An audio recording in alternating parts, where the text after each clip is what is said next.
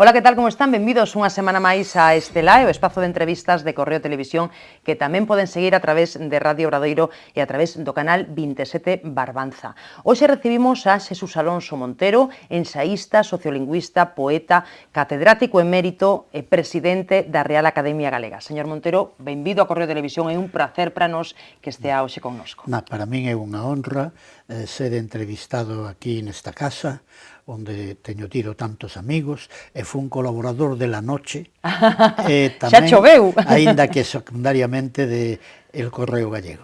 Pois é como dicía, un placer, e imos xa empezar cas preguntas que temos preparadas para vostede, que son as que leva contestado tamén con moita frecuencia estes días. Bueno, leva uns días á fronte da Real Academia Galega, que tal o está a levar? Porque son uns días moi frenéticos para vostedes, non? Bueno, como eu teño máis de 20 anos e, polo tanto, da vida sei algo, eu xa sabía a donde ia, que responsabilidades asumía, e, por suposto, decatábame de que os primeiros días, como me dicía vostede nunha conversa particular, ían ser un pouco frenéticos, sobre todo polo gremio seu, o dos xornalistas que non me deixan vivir en paz, porque eu creo que teño protagonizado entre radio, prensa, escrita e televisión, pois 30 entrevistas ou algo así. Nunha semaniña, non? E continuamos.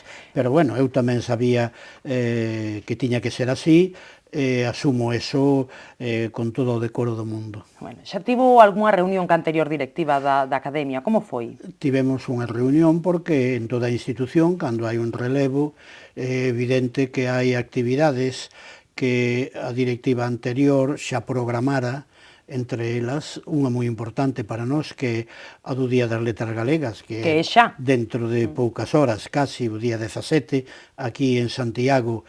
Eu diría que non só foi eficaz, sino que foi cordial, e non podría ser eficaz se non fose cordial. E falou tamén xa con Méndez Ferrín? Bueno, co señor Méndez Ferrín non falei, non sei se el me chamou por teléfono, ainda que os dous vivimos en Vigo, pero eu apenas estou en Vigo, vou dormir a Vigo.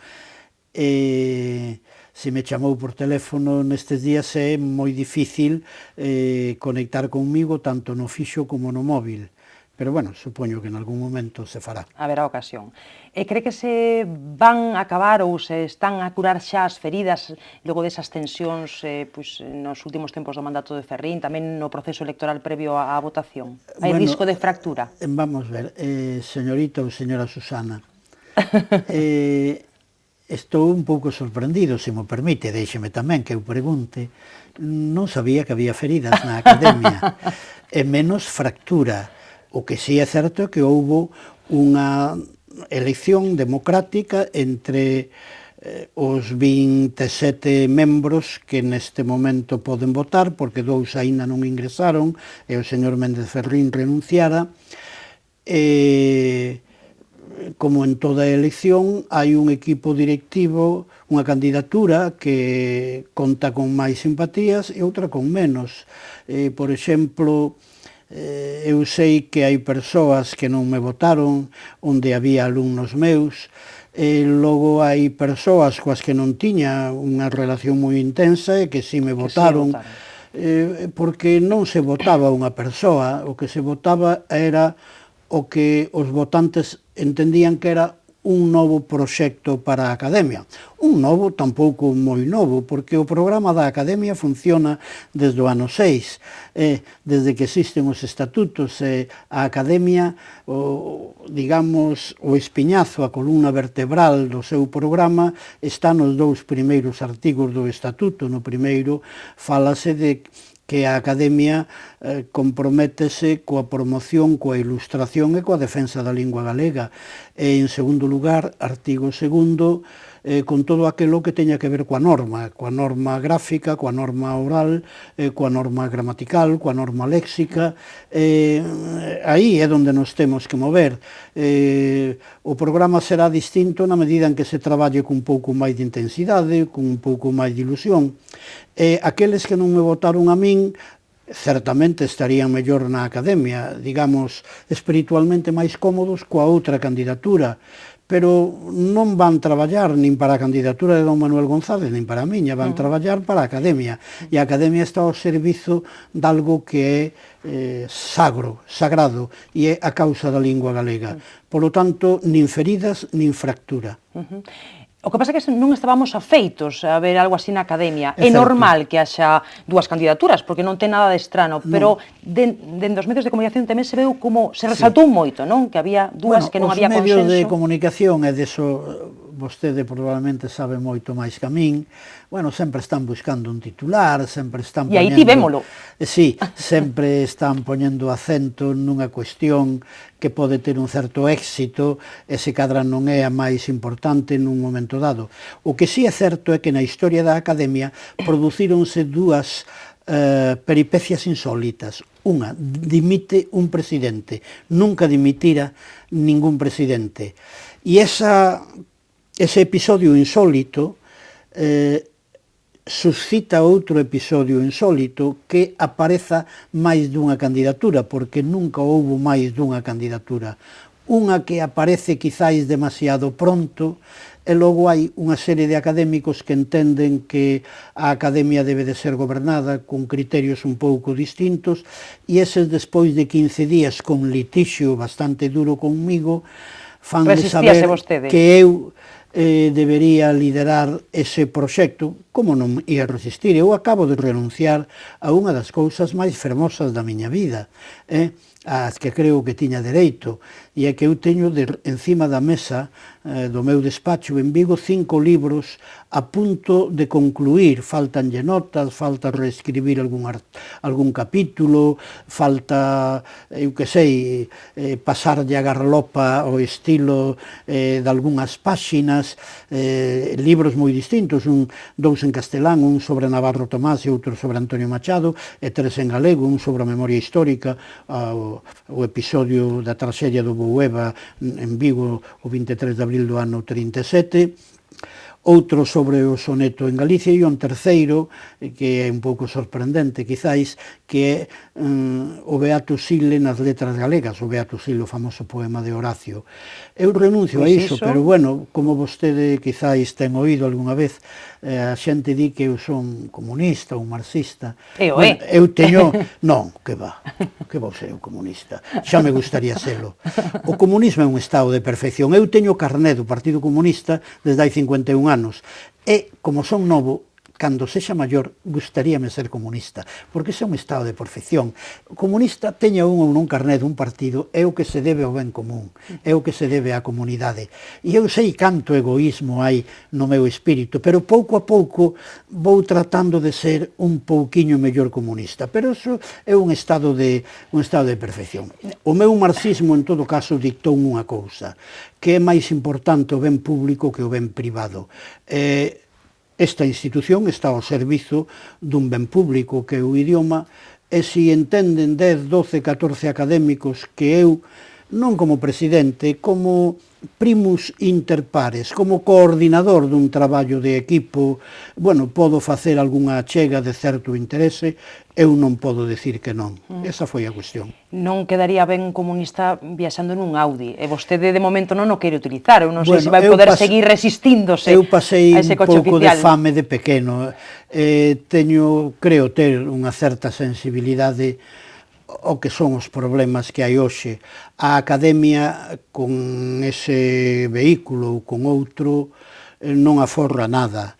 Dicíase que aforraba 12.000 euros. Vostede votou outras contas, non? En todo caso. Nós votamos, eu non son economista. Eu creo que, bueno, que esas contas non foron ben votadas. Eu creo que vamos a aforrar bastante se eu e os outros membros da directiva viaxan en tren ou viaxan cando sexa necesario, claro, en taxi. Eu hasta agora veño machadianamente en tren. E ven moi ben en tren, non? Falando cos estudantes, lendo, relaxadamente, non? Escribindo, lendo periódico, mirando pola fiestra, a illa de San Simón, a casa de Rosalía, dá gusto. E xa lle devolveron a Xunta ese Audi? Estamos nese trámite, xa se fixo o trámite correspondente para que, en todo caso, era da Xunta e que volva a donde a Xunta determine que debe volver. Neste proceso falouse moito do Audi, buscamos o titular, como vostede dicía, falouse tamén de nepotismo na contratación de persoal no mandato de Ferrín, pois polo contrato da filla dele, da parella da súa filla. En todo caso, sí que hai que insistir na transparencia da institución. Creo que tamén vostede quer ir nesa liña, non? Transparentar todo o que se poida, non? Bueno, cando foi, vamos a chamar, a campaña electoral, unha dirixida por don Manuel González, que era amigo meu, e vai seguir sendo amigo meu, que é unha persoa moi sabia en moitas das disciplinas lingüísticas, é un home de boa índole. O que pasa é que nas campañas electorais sempre se cometen algunhas imprecisións, probablemente eu tamén, pero bueno, están xa superadas. El falaba moito de transparencia. Ben, el sabía moi ben de que falaba, porque realmente nunha directiva na que ele estaba é onde apareceron comportamentos xusto nese capítulo que é tan importante da contratación. Non é un capítulo da filoloxía, que é a ocupación da Academia Galega, pero, bueno, é un capítulo importante para que unha institución funcione ben. Resulta que isto non o invento eu, o da transparencia, no último plenario, e polo tanto aínda era presidente o señor Méndez Ferrín, e antes de dimitir formalmente, acordouse nomear unha comisión que fixese un esbozo ou esquema de protocolo de contratación. Cando ese esbozo estea redactado e nun plenario se aprobe con ou sen modificacións pola unanimidade dos académicos e académicas ou por unha maioría, ese protocolo, evidentemente, con luz e taquígrafos, con transparencia, por tanto, é o que nós vamos aplicar a partir de agora. Deixando xa de mirar o pasado, mirando xa o futuro, custoulle moito elixir a súa directiva, non sei se o tiña bastante claro, hai dúas mulleres tamén, por certo, das poucas que hai na academia, e iso tamén, para mí, é algo importante. Son moitas mulleres, se me permite, enténdase ben, moitas mulleres porque hai 4 mulleres de 30 académicos e resulta que o 50% das académicas están na nosa directiva, polo tanto, que sexan dúas e non tres, bueno, non deixa de ser unha proporción realmente importante. Eu sempre digo porque antes de ser presidente tiño dito moitas veces, a súa importancia cuantitativa é valiosa, pero a cualitativa creo que aínda é máis.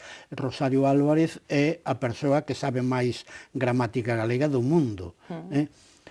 En canto a profesora Margarita Ledo, que é catedrática de Comunicación na facultade onde vostede estudiou de Ciencias de Comunicación, aparte de que é unha experta nesta materia, é experta noutros saberes que interesan moito a academia, o mundo da fotografía, porque nós temos un arquivo fotográfico moi importante, e ela vai ter a responsabilidade máxima aí, porque é a arquiveira bibliotecaria. Ademais, pertence tamén ao mundo do cine, como sabe vostede, tanto do cine de ficción como do cine documental. Nese sentido, eu estou moi ben acompañado polo secretario, que é un home de moita capacidade de traballo, que é moi importante. O secretario é o que nas institucións ás veces traballa máis.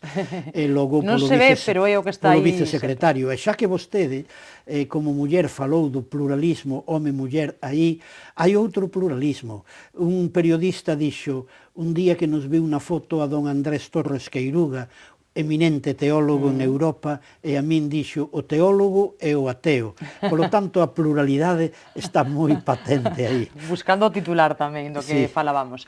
Leva poucos días no cargo, pero xa tivo ocasión de manter algunha conversa co presidente da Xunta ou co conselleiro de Cultura? Non, co presidente da Xunta falamos 5 ou 6 minutos o outro día nun acto literario do Parlamento de Galicia, pero precisamente na nosa conversa dixenlle que xa se lle pedira unha entrevista a él, que en principio é unha entrevista de cortesía. Unha toma de contacto, a segunda xa iremos para falar do que hai que falar das cousas importantes, e as cousas importantes no mundo capitalista é o diñeiro.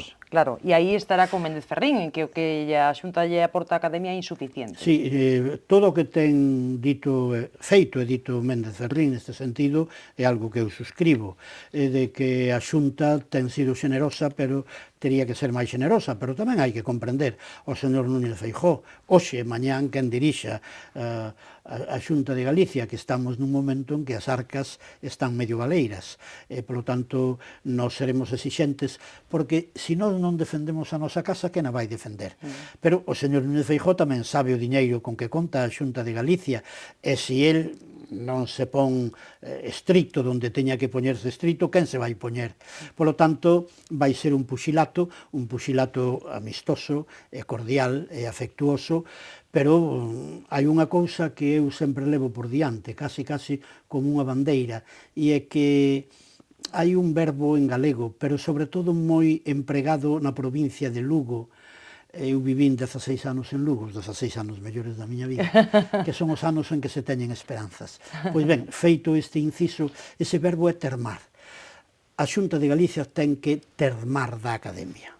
E como ten que termar da Academia, isto sei que o sabe o señor Núñez Feijóo, pero por si nun momento se lle escapa un matiz, ali estamos nós para recordalo. Pero sei que o señor Núñez Feijóo non o esquece. E se ratifica tamén o que dixo de que non vai retirar o decreto do plurilingüismo, entre outras cousas porque nós levaremos adiante todos os acordos que se adoptaron e constan en acta na legislatura anterior.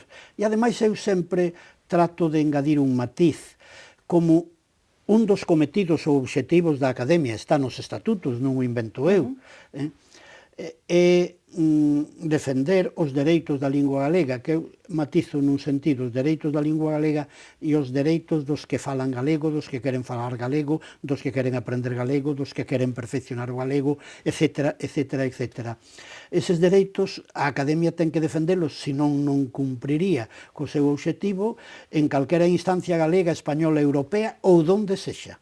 Eu dicía un pouco en broma na ONU, quero decir, onde haxa que defender os lexítimos dereitos da lingua galega, ali estaremos nós. E como ve a situación do galego? Hai máis sombras que luces? Bueno, a situación do galego teríamos que vir aquí a unha entrevista de 2 meses, señorita Susana. E non é o caso. A ver, veamos titular entón. Eu hai 40 anos que escribín un libro que se publicou en Madrid, en castelán, que se titulaba Informe dramático sobre a lengua gallega. Cambiaron moito as cousas, aquelo era en pleno franquismo, agora estamos nunha situación que democrática. Digo así entre aspas. Sí, bueno, en todo caso, hoxe hai ensino en galego, televisión en galego, parlamento en galego, etc. O que vostede pedía daquela, non? Sí, o que eu pedía daquela, e veu, e iso non resolveu algúns problemas, pero resolveu outros. Por exemplo, hoxe, de 45 anos para baixo, todo cidadán galego que estudou aquí a ESO ou bacharelato, escribo galego, máis ou menos ben, falo galego, se o quere falar máis ou menos ben, ten nocións de historia literaria, leo a Rosalía, leo a Manuel Antonio, leo a Teodoro Pardallo, moito ou pouco. Eso non o tiña ninguén daquela. É dicir, a escola que eu fun, o bacharelato que eu fun, que me castigaban por falar en galego xogando ao fútbol no recreo. E claro, a situación é totalmente distinta. Eses avances son os que habería que potenciar. Eu creo que hai que facer unha política de tipo pedagóxico, de tipo persuasivo, desde as instancias que teñen poder e eficacia, fundamentalmente as instancias políticas, sí, de persuasión.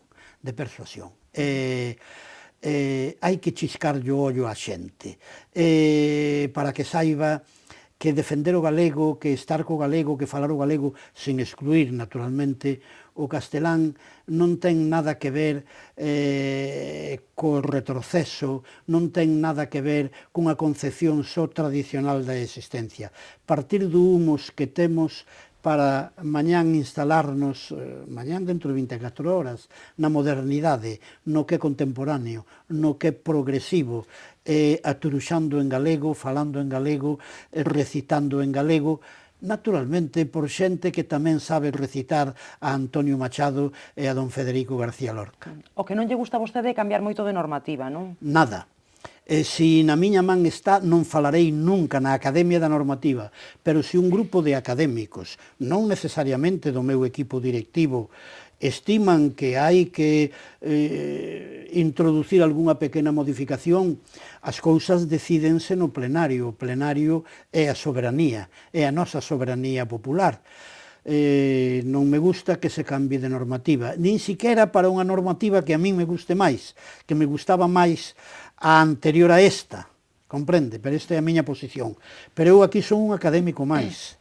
Bueno, de vostede non vai sair, e se de vostede depende, a cousa queda como está. Queda, para que un pai que ten un fillo de 12 anos non diga xa non lle valen os libros que tivo o meu fillo que ten 16 ou 18 ou 20. De ninguna maneira quero eso. Outra cuestión pola que le teñen preguntado moito estes días é pola abundancia de institucións, entidades que velan pola lingua. A Academia está primeiro, eu creo que por enriba de todas elas, pero está o Consello da Cultura, está o Instituto da Lingua, está o Centro Ramón Piñeiro.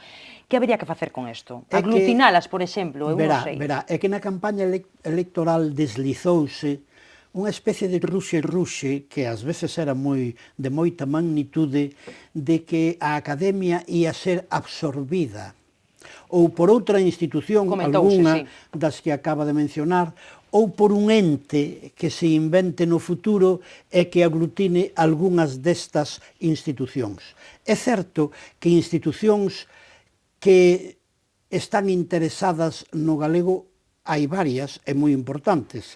As 3 facultades de Filoloxía, falo das 3 universidades, o Consello da Cultura Galega, o Centro de Humanidades Ramón Piñeiro e, desde logo, unha extraordinariamente importante e valiosa que é o Instituto da Lingua Galega, que está dentro da Universidade de Compostela. Pero o obxectivo destas institucións é o estudo científico do idioma. Tamén a nosa Academia estuda científicamente o idioma, pero quizáis non é o primordial, porque nós, a hora de elaborar unha gramática ou de elaborar o dicionario ou de elaborar un manual de sociolingüística, tamén sabemos en que fontes debemos beber, en traballos, en publicacións que fan estas outras institucións. Ata aquí chega o que temos en común. A partir de aquí todo nos diferencia, porque a única institución de todas as que aquí se acaban de citar, hai algunha máis, sen dúbida, a única que por lei ten facultades para establecer o que se chama o estándar, para codificar o idioma, para establecer os criterios da norma culta, tanto na utilización escrita como na utilización oral do idioma, esa institución é a Academia. Se a Academia é confundida con algunha outra institución xusto nesta dimensión que acabo de mencionar, pois sería afundir a Academia. Entón, habería que pechar ese edificio que está na Rúa Tabernas número 11 da cidade da Coruña. Por lo tanto, sería un pacto antinatura, que eu xa teño dito moitas veces, e desde logo, mentres eu este aí, a miña voz estará contra ese pacto. Señor Montero, quedaría con vostede falando moitísimo tempo, pero sei que ten moitos compromisos e que fixo hoxe un gran esforzo por estar aquí, así que despedímolo con o noso agradecemento. Só pedirlle, para rematar, unha recomendación para os nosos espectadores e os nosos ointes. Dentro duns días celebramos o Día das Letras, pois unha recomendación dun autor ou dunha obra. Non sei se poño nun compromiso, porque estas veces... É que, claro, se menciono un autor, exclúo 30 grandes autores. Se menciono unha obra, exclúo 200 grandes obras. Pero vostede quere que termine con algo que teña que ver coa lingua, pois eu diría que está dito por quen foi educado no internacionalismo proletario, pero, é dicir, o ben común de todo o planeta, un ten que sachalo, labralo todos os días na terra onde naceu. Nós vimos dun humus. Nese humus cultural está o idioma galego. Máis importante que o idioma galego, que o pórtico da gloria e tal, é a xustiza. Pero nun mundo onde que haxa xustiza hai que conservar o pórtico da gloria e hai que potenciar o idioma galego. E, polo tanto, para que algún día Galicia rime con xusticia, falen vostedes galego sin excluir a Federico García Lorca, que tamén escribiu en galego. Moitísimas grazas, Xesús Alonso Montero, por acompañarnos hoxe. Foi un auténtico placer. Grazas por vir aquí a Correo Televisión. Esperamos velo axiña e cando vostede queira. Bueno, pois eu estou ao seu dispor, sobre todo se pasa este mes. Será mellor darlle un tempo tamén para que se vaya acomodando o novo cargo. Sí. Moitísimas grazas a todos por seguir unha semana máis o Estelae, que volve dentro de 7 días con un novo protagonista da actualidade.